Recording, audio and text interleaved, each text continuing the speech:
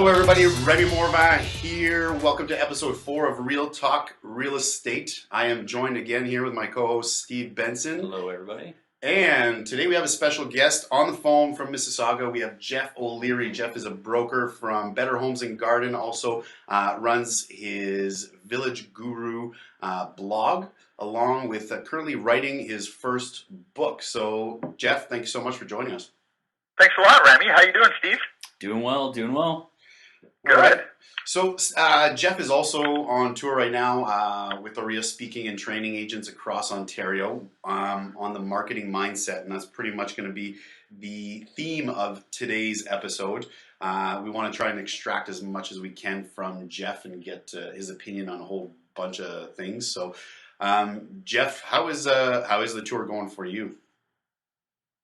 The tour, I'm having a great time on the tour. This is my second year. So last year was my first year where I went on the Aurea Merge Tour, where I did a presentation on the Village Guru, my website, talking about how I created an internet presence and started to generate business online and niching that way around my community. This year, I decided to take a more broad approach, talk about the marketing mindset, because what I find is there's a lot of good information out there, and there's a lot of experts out there, but the problem is, I don't know if anybody else has found this, but sometimes you get a good piece of advice and you try it and you don't get the same results that maybe the person teaching you was telling you how to do it.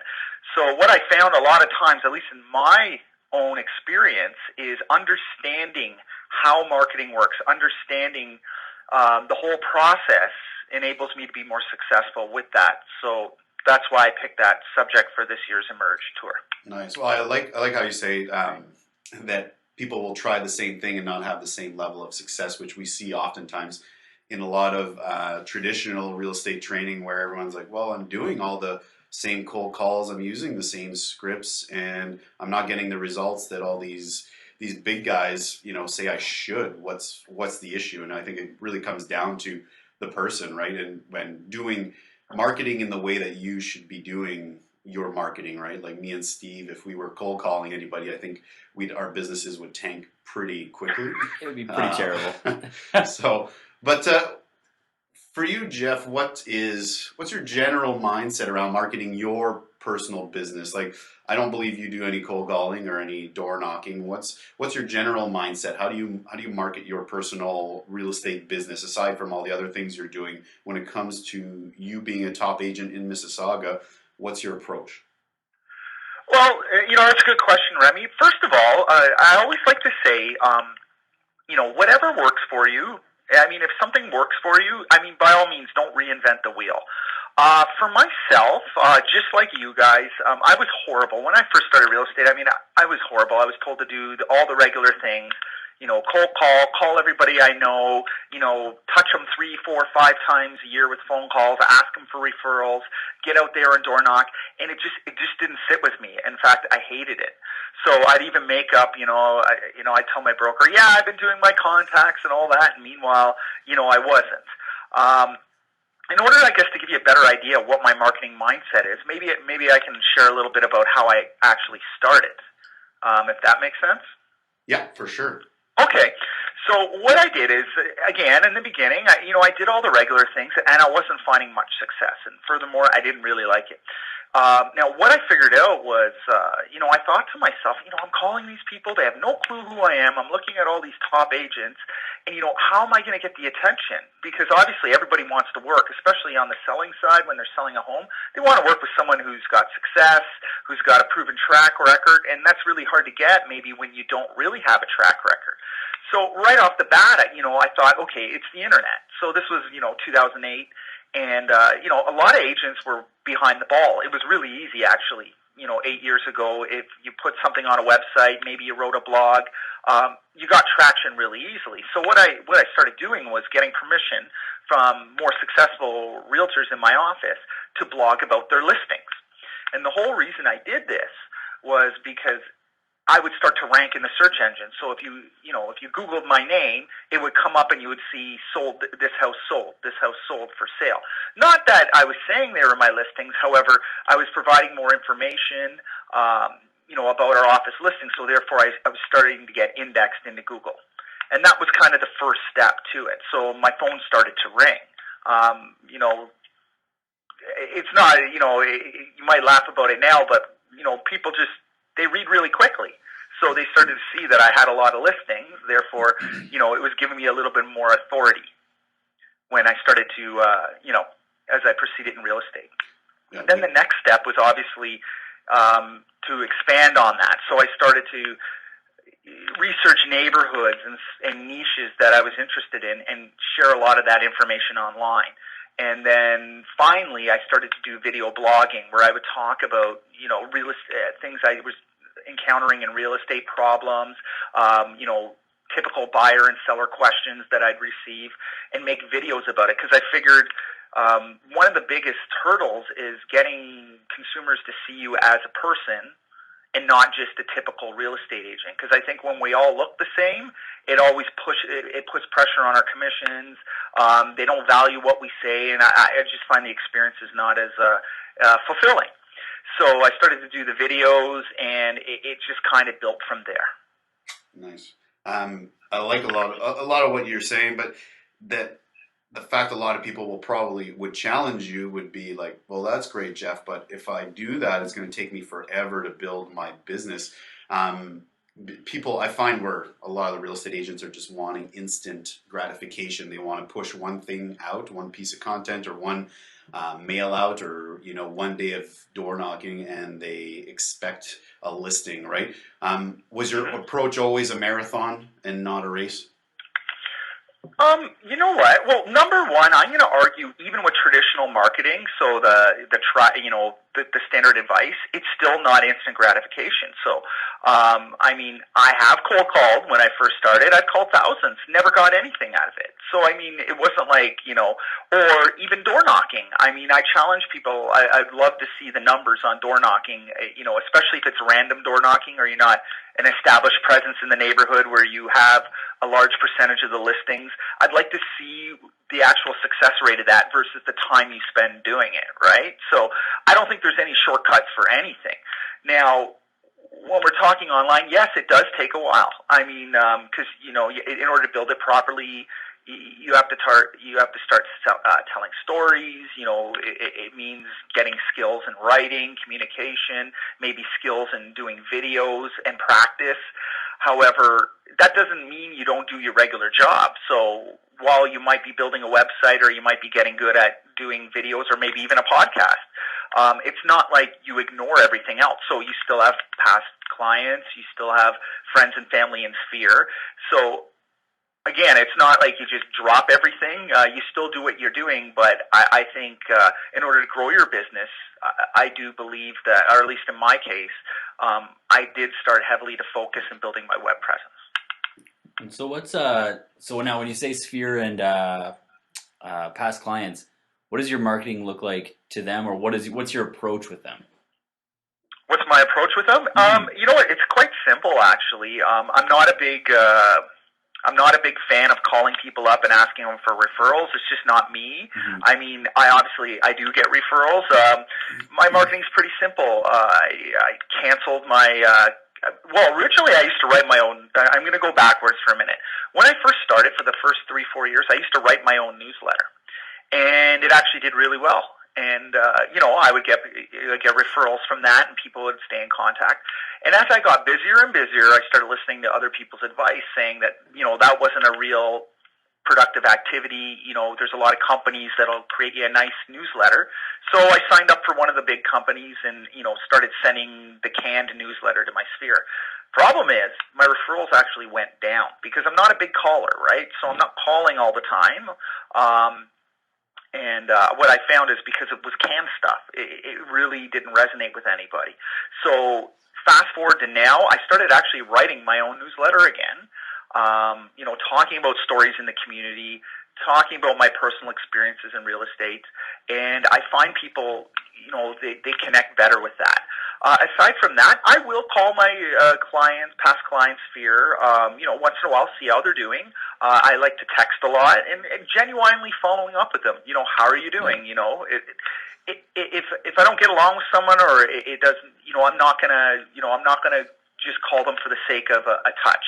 So I try and actually have meaningful conversations with my clients in Sphere. Aside from that, I do an event, Christmas with Santa, where we have people come in. We have the professional photographer, and everybody gets their photo taken with Santa. It's way faster than the mall. That's a real popular one. Everybody loves that. So that's another way that I keep in touch with my Sphere and past clients. Those are the two main ways. Why do you think, like, so you're touching on a whole bunch of different marketing ideas, different ways of doing it. I find in a lot of all the traditional brokerages, they either push against the new state of marketing and the different ways, and they try to put the same hat on everyone. So every single new person should do these exact same tasks. What would be your opinion on why are brokerages continuously keeping the same training in place and having hundreds or thousands of agents doing exactly the same thing? Wow, that's a real big that's a conversation you could probably have a 2-hour chat about. I mean, I guess this, my opinion is a couple things. Number one, I think our industry has gone from it's gone from a specialized industry where as a salesperson you'd get hired for a brokerage and you'd have to produce or they'd fire you, right? Because they were working on a more traditional commission split model. So the brokerage would pay for a lot of the advertising, the training. And therefore, you had to produce. Now, on the bright side is there was way less realtors, so there's way less competition. I'm not saying that, the market didn't have its challenges and it was, easier or anything like that. It was just a different type of atmosphere. What I notice now today is a lot of brokerages, the model that when we're talking about the brands and in the high-level picture, I feel the model isn't about the consumer at all. It's about the realtor. It's about getting as many bodies in your office, collecting the desk fees, the franchise fees as possible. So that's how a lot of companies are making money now. It doesn't matter how successful their clients are. So when you take that model of maybe going a lower fee but at the same time less success, I can't see how people are going to put the amount of effort in to train an individual salesperson on the skills they need to become really successful. So it's a lot easier to recite the same canned things that maybe coaches or, it's easy because when you tell someone here's a phone book or a do not call list and go call everybody and knock on the doors, well, how much more can you train them on that? You give them a pile of scripts, tell them to practice, and if they're not successful, it's always their fault. It's never your fault. Yeah. And I like the fact how you're saying, I think me, you, Steve have all built in the early days, built in a similar way of building authority over, because it is frustrating for new agents. You get in and I think a lot of people expect to get in and be taught everything, and once they get in, they're like, okay, well, no one's really helping me. All these, the fancy training that I probably have to pay for once I get in. And then they're doing things that they're not comfortable with, where me from day one, I've never actually done any real estate training whatsoever. I've always tried to look outside the box. I paid a lot of money for a business mastery program that, when I finished that, what it taught me is just to become an authority and a teacher and teach people on, kind of like you're saying, you created videos to just educate people. And there's the difference between, and I remember speaking to you about this, but just the farmer and the hunter. You can beg and you can go out, go beast mode every day and try to get business, or you can grow some of the, most profitable crops out there by taking time and taking care and planting the seeds and watering your sphere and providing value ahead of time. What do you say to a new agent that has no business, that has no clients, and what would be your advice to that new agent day one? You know what? This is a really good question, because I actually had a phone call yesterday from a friend of mine, a colleague. He just started in real estate about a year ago, and he called me last night. And the reason he called, so he'll call me every few weeks, every month, to see how it's going. He asks my opinion. I have no problem chatting with him, but he called me yesterday, and it was all about, he's getting busier now. He is doing some deals, but what he's finding, like a lot of agents in the beginning, he's heavy on the buyer side, and he can't seem to get very many listings, okay? And I guess he just lost another listing appointment, and we've all been there, and, he's frustrated. So he calls me up, and he's found this book about scripts. And he's telling me how he's got to practice the scripts and how, and I'm listening to him, and I'm thinking to myself, okay, you need to understand how to ask the proper questions. You need to understand, how to bring the appointment to where you want. But in terms of scripts, right away I told him there's no magical word. If you put the sentence another way, it's not like the outcome's going to change. And the reason I don't like, say, scripts is because, again, he's feeling that he's doing something wrong. Okay, and maybe if he could just change the words, practice a little more, that the outcome would always be different. And I'm not really a big fan of that, because he also said, I guess whoever wrote this book, referred to our job as basically, when we go on a listing appointment, we're having a conversation to earn $10,000. And therefore, you should be practicing this all the time. And I don't like that advice, because that just assumes that, number one, we're all the same. Mm-hmm. And that really, our whole job is to basically put words together in 20 minutes. And that's the reason we get paid $10,000 versus nothing. I look at it as, as a new agent or any agent, look at your business. What are you offering? Is it even different than anybody else? Are you offering something of a competitive advantage? If you're not, and you look the same as everybody else, there's only three options. Number one, they're not going to use you. Number two, they'll use you and say, well, how cheap are you going to do it? Because everybody else here is going to do it for cheaper. Or if you look the same and you're in competition, they may pick the agent that's already established in your area, that's a top producer, that can show them that I've sold X amount of houses in this neighborhood. So for a new agent, you really need to look at your business and decide, how am I different than everybody else out there? And I think that's critical, because if you just want to be like everybody else, you're going to get the scraps off the table. 100%. Yeah. Yeah. Yeah, and it makes sense that when I find the story you said about your newsletter kind of goes into the same effect of scripts. Like, when you stop sending it authentically from yourself, or i.e. talking from a script, the BS just comes out, right? They just know, it's not you. They either heard it before, or in a newsletter pretty much have seen something similar before, because once it doesn't have your personal touch on it, it just blends into what everybody else is doing, right? And I can imagine the big newsletter company in Mississauga is, sending the same newsletter out for hundreds, if not thousands of agents, right? Yeah. Yeah. Yeah, and the differentiation is the key, and just put in the hard work. And I find people, maybe it's just out of laziness, instead of taking 2 hours to write your newsletter, they'd rather just get a generic one, and then they wonder why the results aren't there, or why their referrals are actually going in a negative direction. Yeah. No, totally agree. It can be laziness, but I don't always think it's laziness. I think our industry, we're fed a bunch of BS, because, let's face it, we're realtors, okay? Our job is to, the powers that be in the industry, and not all of them, so I'm not, by all means, I'm not pointing out everybody, because everybody is different. But it's a lot easier to tell 100 people to go out there and just do everything you can, bug the crap out of everybody, make your contacts, you know what? And I know 10% of them will become successful, because they're the best at it. They have that personality. They don't give a crap. The problem is the other 90% are not hardwired for that, right? It's the same as car sales. You're going to have a few that are really successful. But that's a lot easier. I call that the shotgun approach. But that's a lot easier than hiring, say, 10 or 15 agents, like in a boutique brokerage, and getting them all to be successful. Yeah. You know what I mean? Because they're different personalities, so they have to build their business based on them, as opposed to a one-size-fits-all direct, roadmap to success.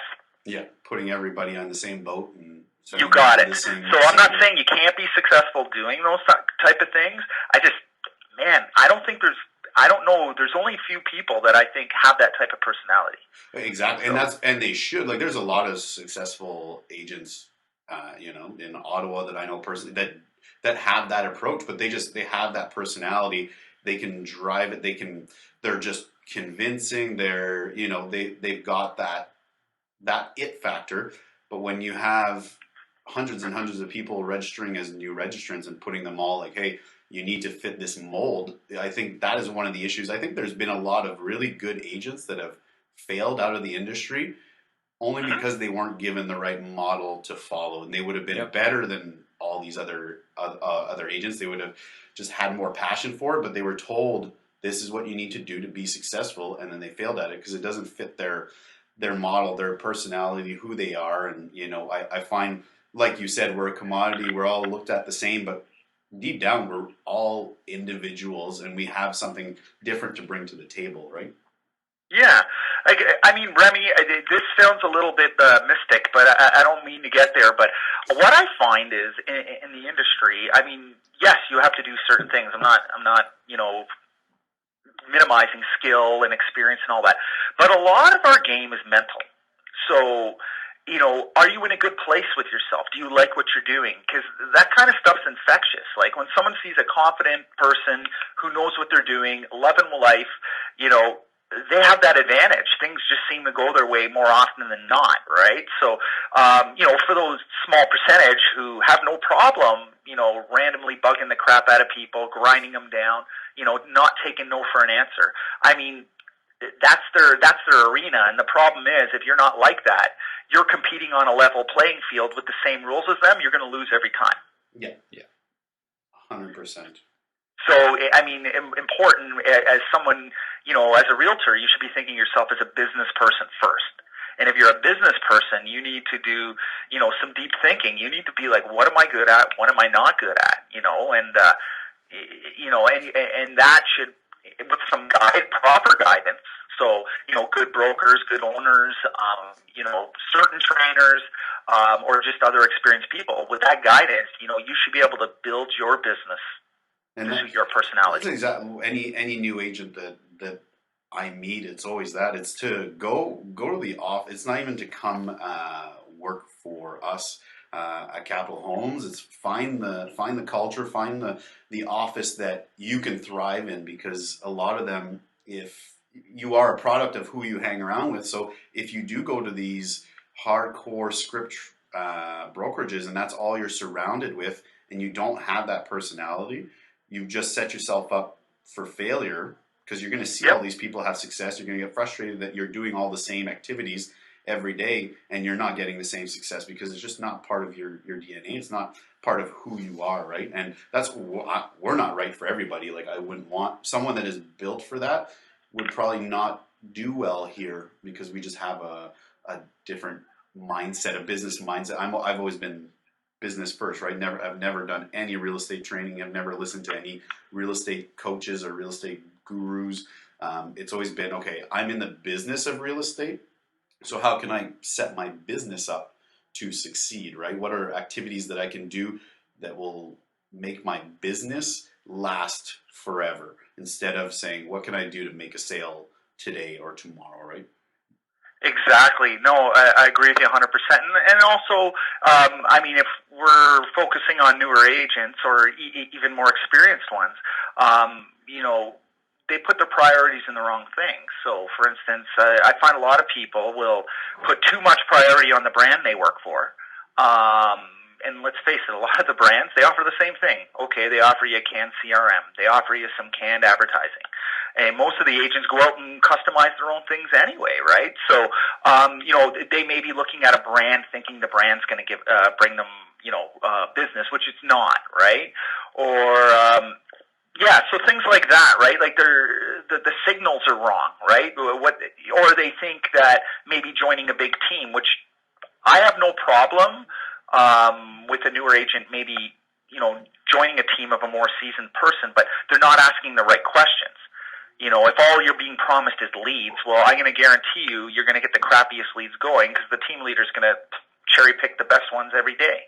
Yeah. That's what happens in these big teams. However, going to someone who's going to offer you something like to train you in their footsteps, or, teach you the way to do this, that may be another option, right? Because sometimes doing it yourself when you've never done it can be really hard. Like, this is a tough industry. There's no prizes for second place. Yeah.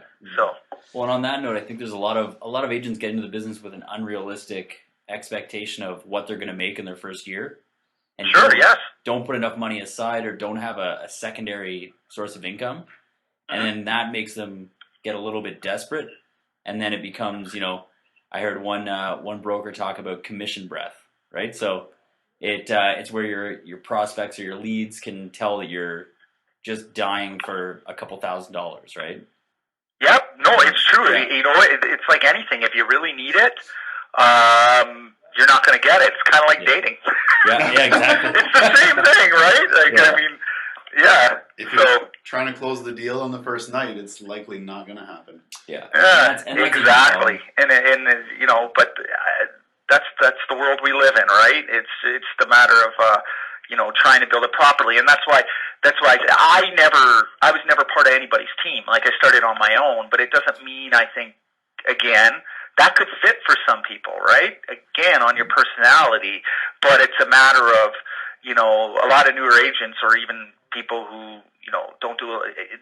They may think they're lucky to join this team, but the way I look at it is, what's the team leader offering you? Because frankly, you're going to be doing a lot of the dirty work, the not fun work, the generating, the cold. You're going to be doing the same thing you don't like because, again, the business, will be cherry picked by the more seasoned people, the easy stuff that call me. I want to sell my house right now.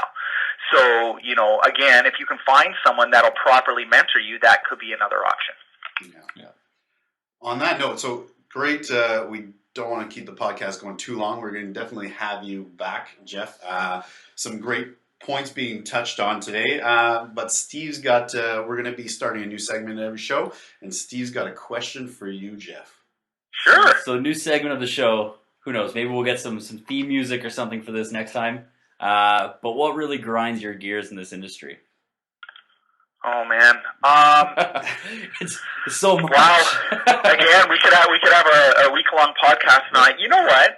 If I could say one thing, what really grinds my gears, and this might not be a typical answer, is I don't like the way that as realtors, as general, we treat each other like crap. Like, I mean, we think of the short game. Yeah. Like, I mean, I just don't think as an industry we have our stuff together at all. We're all concerned too much about the short term, not about, building a long-term business, which means, not only dealing with buyers and sellers, but dealing with, fellow realtors, just common courtesy, proper negotiation, following the rules. That really bugs me on a day-to-day basis. I see it all the time in my market, uneducated, inexperienced agents doing things that are either flat out wrong or just, burning their own bridges and things like that. And, they kind of ignore it because they think the market's so hot that who cares? But, I find things are cyclical, and one day people do need to work together, and I just don't think that's being passed on anymore from the brokerage level, from the mentor level. Yeah, that's a good one. That's an awesome answer. Jeff, want to thank you so much for coming on board, and we'll definitely have you back. So, sure. Everyone, thank you guys so much for listening to episode 4. Hopefully you got some good nuggets. If you want to comment or send us a message on what grinds your gears, we'd love to have it, and we'll read it on the show. So until next week, guys, thank you so much, and take care. Have a good one. Thanks a lot, guys.